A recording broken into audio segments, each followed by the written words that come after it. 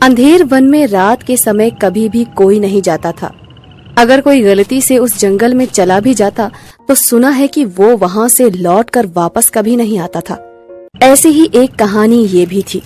रोहन को काम से आते वक्त देर हो गई थी तो उसने सोचा, क्यों ना मैं आज जंगल वाले रास्ते से ही चला जाऊं, तो मैं घर समय से पहुंच जाऊंगा। वैसे भी मेरी साइकिल खराब हो गई है। ये सोचकर वो जंगल की तरफ बढ़ गया।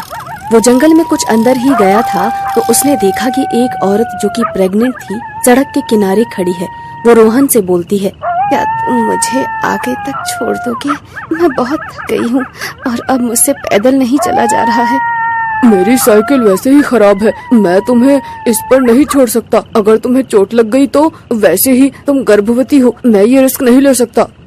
अरे तुम कैसे आदमी हो, एक गर्भवती औरत को ऐसे जंगल के बीचों बीच छोड़कर चले जाने की बात करते हो? क्या तुम में बिल्कुल भी इंसानियत नाम की कोई चीज नहीं है? ऐसा नहीं है, मेरी साइकिल खराब हो गई है, नहीं तो मैं आपको आपके स्थान तक छोड़ देता। मेरी बातों पर यकीन करिए। चलो कोई बात नहीं, अब जब साइकिल खराब है तो तुम क्या कर सकते हो, अब जैसी तुम्हारी मर्जी। रोहन फिर अपने मन में सोचता है, अरे यार, जंगल में ऐसे किसी औरत को छोड़ना सही नहीं होगा। वैसे भी ये बेचारी गर्भवती है, मुझे इसकी मदद करनी चाहिए। फिर रोहन गर्भवती औरत को बोलता है, चलो ठीक है, तुम साइकिल पर बैठ जाओ, मैं इसे पैदल पैदल लेकर चलता हूँ। इससे हम गांव के दूसरे छोर पर पहुँच जाएंगे। वैसे तुम इतनी रात में कहाँ जा रही हो?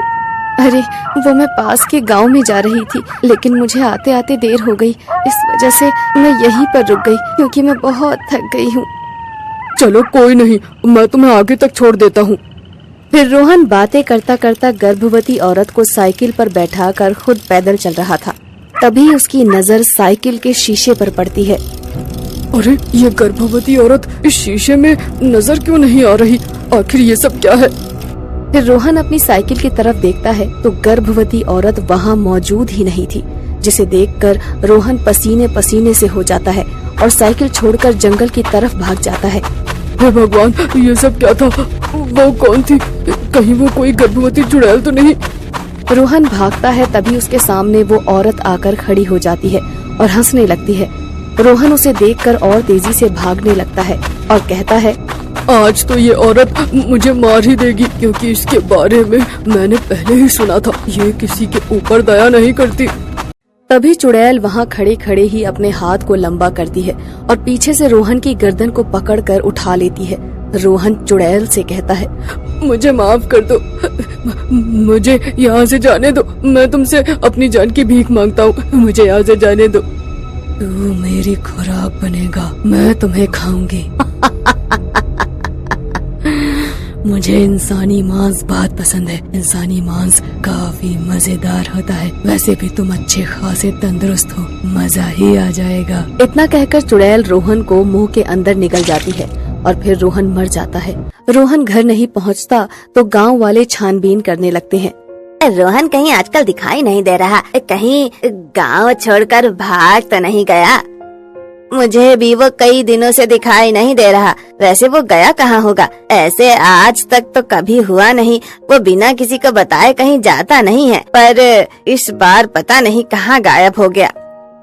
छोड़ो भाई, कहीं भी जाए हमें क्या करना, हमें तो बस अपने काम से मतलब है। आ जाएगा कुछ दिन में जहाँ भी होगा।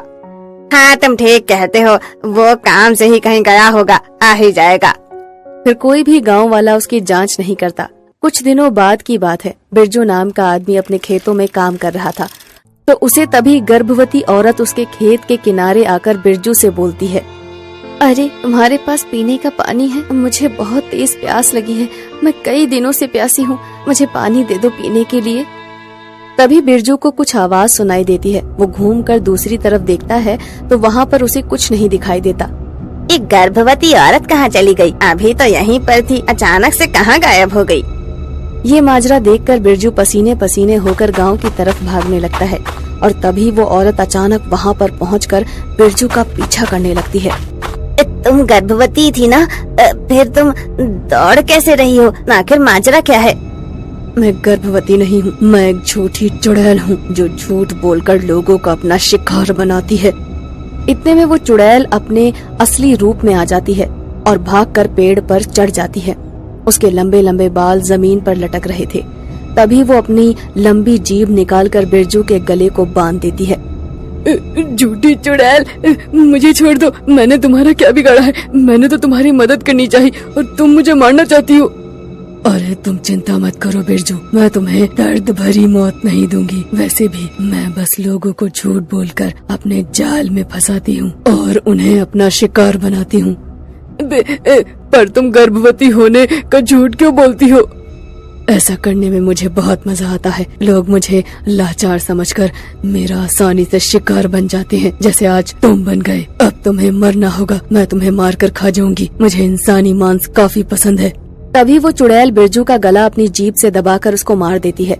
फिर बिरजू का दोस्त सुरेश उसे मिलने उसके घर जाता है, पर फिर उसे पता चलता है कि बिरजू कई दिनों से लापता है। उसका कोई भी अता पता नहीं है। आखिर ये बिरजू कहाँ चला गया? हमें बिना बताए वो कहीं जाता नहीं है। चलो चलकर उसे खोजते हैं। तभी सुरेश बिरजू को खोजने के लिए जंगल की तरफ निकल पड़ता है। कुछ दूर चलने के बाद उसे एक गर्भवती औरत दिखाई देती है। वो उसके पास जाकर बोलता है, तुम इस जंगल में क्या कर रही हो? तुम तो एक गर्भवती औरत हो, तुम्हें तो आराम की जरूरत है। मेरे पति ने मुझे घर से निकाल दिया है और मैं भटक कर जंगल में पहुंच गई हूँ। मुझे यहाँ से निकलने में मदद करो। ठीक है, मैं अपने दोस्त बिरजू को खोज रहा हूँ। मेरा दोस्त घर से कई दिनों से गायब है, पता नहीं कहाँ है, किस हाल में है। तभी अचानक से वो गर्भवती औरत अपने असली रूप में आ जाती है और सुरेश से कहती है, तुम्हारा दोस्त अब इस दुनिया में नहीं रहा, उसे मैंने मार डाला और अब तुम्हारी बारी है। तभी चुड़ैल सुरेश को अपने नाखूनों से पकड़कर उसको पेड़ पर टांग देती है। अब तुम्हें कोई नहीं बचाने वाला। इस दुनिया में अब तुम्हारा समय पूरा हो चुका है, अब तुम्हें मरना ही होगा। तभी सामने से कुछ लोग आ रहे थे। फिर सुरेश उन्हें आवाज लगाता है, बचाओ बचाओ, अरे मुझे इस झूठी प्रेग्नेंट चुड़ैल से बचाओ। सुरेश की आवाज सुनकर लोग उसकी तरफ आ जाते हैं। फिर लोग सुरेश के पास आकर कहते हैं, अरे सुरेश, यहाँ पर तो कोई नहीं है, तो फालतू में ही चिल्ला रहा था। नहीं भाइयों, इस जंगल में एक झूठी प्रेग्नेंट चुड़ैल है। वो झूठ बोलकर लोगों के पास आती है और गर्भवती होने का नाटक करती है और फिर उन्हें तंग करती है।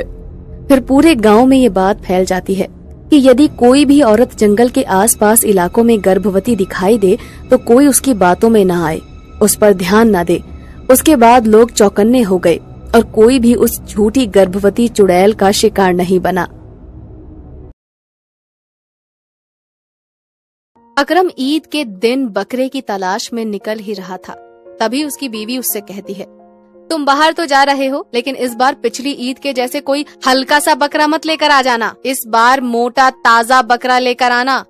अरे बेगम, तुम चिंता क्यों करती हो? मैं बहुत ही तंदुरुस्त सा बकरा लेकर आऊंगा, जिसको हम काट कर खुद भी खा सकेंगे और दूसरों को भी बांट सकेंगे। ठीक है, तो तुम जल्दी जाओ, देर मत करो। वैसे भी ईद के लिए 2 दिन ही बचे हैं। फिर अकरम ईद के लिए बकरा लेने निकलता है। फिर वो जंगल के रास्ते से जाता है और जाते जाते सोचता है, अरे यार, मेरे पास तो इतने पैसे भी नहीं है कि मैं एक हष्ट पुष्ट सा बकरा देख सकूं। पर ईद तो ईद है, हमारा इतना बड़ा त्योहार ऐसे तो नहीं निकल सकता। मुझे बकरा तो तलाश करना ही होगा, भले ही कम पैसों में। काश ऐसा होता कि मुझे कम पैसों में ही बकरा मिल जाता। अकरम ये कहता हुआ जा ही रहा था, तभी वो देखता है कुछ दूरी पर एक बकरा चल रहा था। अकरम उसे देखकर बहुत खुश हो जाता है। अरे ये बकरा किसका है? ये बकरा तो बड़ा ही तंदुरुस्त दिखाई दे रहा है। फिर अकरम इधर उधर देखता है, लेकिन जंगल में उसे कोई भी नहीं दिखाई देता। तब वो उस बकरे के पास पहुंच जाता है और वहां पर पहुंचकर आवाज लगाता है, ये बकरा किसका है भाई? अरे बकरा किसका है? अरे भाई बोलो। अकरम इतना ही कहता है, तभी वहाँ एक गरीब औरत आ जाती है। भाई साहब, ये बकरा मेरा है। अच्छा आपी, पर आप इस बकरे को कहाँ लेकर जा रही हैं? भाई साहब, मैं बहुत ही दुखियारी हूँ। मेरे पति का देहांत हो गया और मेरे बच्चे भूखे हैं, तो इस बकरे को बेचकर कुछ पैसे लेकर आऊंगी ताकि हम भूखे न मरे। इतना सुनते ही अकरम बहुत खुश हो जाता है और मन ही मन सोचता है, मुझे इन आपी के बुरे वक्त का फायदा उठाना चाहिए और कम पैसों में ही इसे खरीद लेता हूँ। फिर अकरम उस औरत से कहता है, आपी, आपके बुरे वक्त में मैं आपकी मदद कर सकता हूँ। मेरे पास कुछ पैसे हैं, अगर आप वो लेना चाहें तो ले सकती हैं। इससे आपके घर में खाने की समस्या कुछ दिन के लिए दूर हो जाएगी। आपका बहुत बहुत शुक्रिया भाई साहब, आपने मेरे बुरे वक्त में मदद की है। आप ये बकरा ले लीजिए। अकरम बकरे को ले लेता है और मन में सोचता है, अरे वाह, आज तो मजा ही आ गया। पैसे भी कम देने पड़े और ईद के लिए बहुत अच्छा बकरा भी मिल गया। इसे देखकर तो मेरी पत्नी और भी खुश हो जाएगी। चल रे बकरे, मेरे साथ मेरे घर चल। फिर अकरम बकरा लेकर वहाँ से चल देता है। आज ऐसा तंदुरुस्त बकरा लेकर जाऊंगा जो मेरे बच्चों ने पहले कभी देखा भी नहीं होगा और न ही मेरे पड़ोसी आज तक ऐसा बकरा लेकर आए होंगे। फिर अकरम बकरे को लेकर अपने घर पहुँच जाता है और उसे घर के एक कोने में बांध देता है। अरे ये बकरा तो बड़ा ही तंदुरुस्त लग रहा है, तुम किसका बकरा पकड़ कर लाए हो? अरे पकड़ कर नहीं लाया हूँ, ये मैं खरीद कर लाया हूँ। जंगल के पास मुझे एक गरीब औरत मिली जिसे पैसों की बहुत जरूरत थी और उसने कम पैसों में ही मुझे ये बकरा दे दिया। ये तो बहुत खुशी की बात है। इस बकरे से तो हमारा पूरा परिवार का भरपेट खाना हो जाएगा और बाकी के रिश्तेदारों में भी बांट दिया जाएगा। पूरा परिवार तंदुरुस्त बकरे को देखकर पूरा दिन खुशी खुशी बिताते हैं और फिर रात में सो जाते हैं। रात में अकरम को आवाज आती है, अकरम, तू तो यहाँ बड़े मजे से सो रहा है, मुझे बाहर गर्मी में बांध कर चल उठ, मुझे खोल और अंदर लेके आ। ये सुनकर अकरम की आंखें खुल जाती हैं। आंखें खोलकर वो इधर उधर देखता है पर उसे कोई नहीं दिखता। फिर वो दोबारा आंखें बंद करके सो जाता है। तभी दोबारा से आवाज आती है, अबे खोल दे मुझे वरना मैं तेरी नींद हराम कर दूंगा। अकरम हड़बड़ा कर उठता है। फिर वो देखता है उसके दरवाजे के सामने बकरा खड़ा हुआ दिखाई देता है। अरे मैंने तो इसे बाहर बांधा था, ये यहाँ पर क्या कर रहा है? अकरम बकरे को लेकर बाहर की तरफ जाता है तो वो देखता है कि बकरा तो अपनी जगह पर बंधा हुआ है। तभी अकरम अपने हाथों की तरफ देखता है तो उसके हाथ में कोई बकरा नहीं था। तभी अकरम बहुत तेज चिल्लाता है, या अल्लाह, ये सब क्या हो रहा है? अकरम की आवाज सुनकर उसकी पत्नी और बच्चे उठ जाते हैं और वो अकरम के पास आते हैं। क्या हुआ, आप इतनी तेज क्यों चिल्ला रहे हो? अकरम डर के मारे कुछ बोल ही नहीं पाता, बस वो बकरे की तरफ इशारा करता है। अरे तुम्हारा बकरा सही सलामत मौजूद है, फिर क्यों चिल्ला रहे हो? ये बकरा यहाँ है तो अंदर मेरे साथ कौन था? तुम पागल हो गए हो क्या? ये बकरा यहीं बंधा हुआ है, शायद तुमने कोई सपना देखा होगा। चलो चुपचाप सो जाओ। हाँ अब्बू, चलो सो जाते हैं, वैसे भी परसों ईद है, हमें बहुत तैयारी करनी है। फिर सब सो जाते हैं। कुछ देर बाद अकरम को लगता है जैसे उसे कुछ चुभ रहा हो।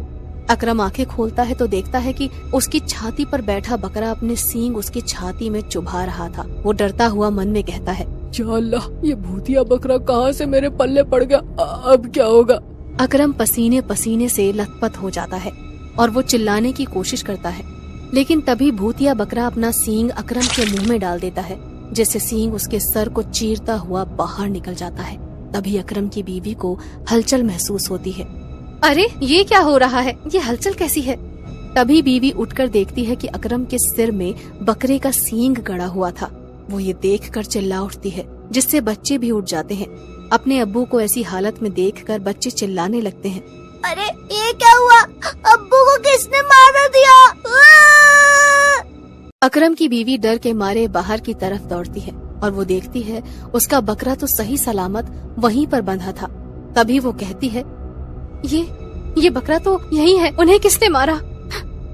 अकरम की बीवी इससे पहले कुछ और समझ पाती, भूतिया बकरे ने अपनी गर्दन को लंबा कर लिया और उसके दोनों बच्चों की गर्दन में सांप की तरह लिपटकर उनका गला दबाने लगा। बच्चे चिल्लाने लगे, अम्मी, अम्मी बचाओ हमें, अम्मी, अम्मी बचाओ, अम्मी, अम्मी, ये बकरा हमें मार देगा, हमें बचा लो, हम मरना नहीं चाहते अम्मी। अपने बच्चों को ऐसे लिपटा देखकर वो डर जाती है। डर के मारे वो बेहोश होकर वहीं पर गिर जाती है। भूतिया बकरे ने अपने नुकीले दांतों से दोनों बच्चों की खोपड़ियों को चबा लिया और उनकी गर्दन से निकलती खून की धारा छत से जाकर टकराने लगी। अब इस औरत की बारी, बस फिर मेरा काम खत्म। छत से टपकते खून की कुछ बूंदें अकरम की बीवी के ऊपर भी गिर जाती हैं और वो होश में आती है। ये सब नजारा देखकर बाहर की तरफ दौड़ती है, लेकिन बकरा अपना विशाल रूप बनाकर अपनी पूंछ को लंबी करके दरवाजे पर लपेट देता है, जिससे उसकी पत्नी दरवाजा खोल नहीं पाती और बस चिल्लाने लगती है, बचाओ, इस भूतिया बकरे से कोई मुझे बचाओ, इसने मेरा हंसता खेलता परिवार सब कुछ तबाह कर दिया, बचाओ। अकरम की बीवी चिल्ला ही रही थी कि बकरा अपने मुंह को लंबा करता है और बीवी के मुंह के अंदर डाल देता है और भूतिया बकरे की गर्दन उसके शरीर उसकी कमर से बाहर निकलती है। फिर भूतिया बकरा वापस जंगल जाता है और उसी गरीब औरत से कहता है, चुड़ैल, हो गया काम पूरा। उस अकरम की ईद को मैंने आखिरी ईद बना दिया। तभी वो औरत तेज तेज हंसने लगती है और हंसते हुए अपना रूप बदल लेती है और एक भयानक चुड़ैल में बदल जाती है। मेरे प्यारे भूतिया बकरे, अब चलो किसी और की ईद को खुशनुमा बनाते हैं। फिर चुड़ैल अपना रूप बदलकर गरीब औरत बन जाती है और अपने भूतिया बकरे के साथ दूसरे शिकार की तलाश में चल देती है। और भूतिया बकरा ईद से पहले ही बहुत सारे परिवारों को अपनी बलि का बकरा बना देता है।